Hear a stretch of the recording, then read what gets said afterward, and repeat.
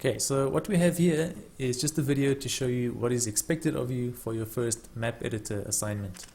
Now, just like we did in class, we have the virtual world and we can navigate this world by using the arrow keys. And inside the world, of course, we have all our tile objects that are being drawn to the screen, and the color of the tiles changes depending on the tile type. Now, what you need to add to this is the following. First of all, we can now use the mouse to scroll through the world. You'll notice that the closer the mouse is to the edge of the screen, the faster we scroll.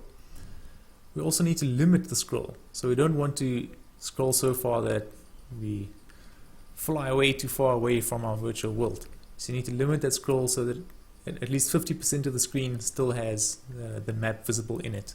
So 50% on the x-axis and 50% on the y-axis as well.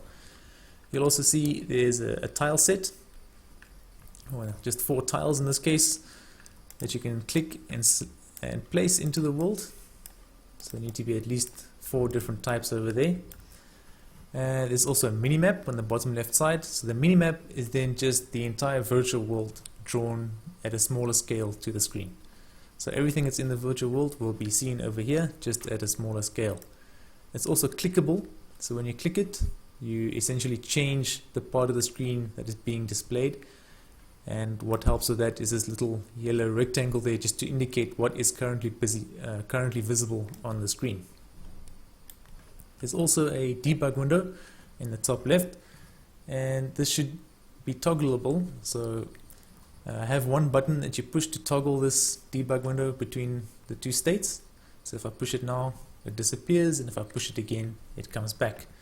We should also be able to save the map that we create. So if I save this map, I'm just going to give it the creative name map.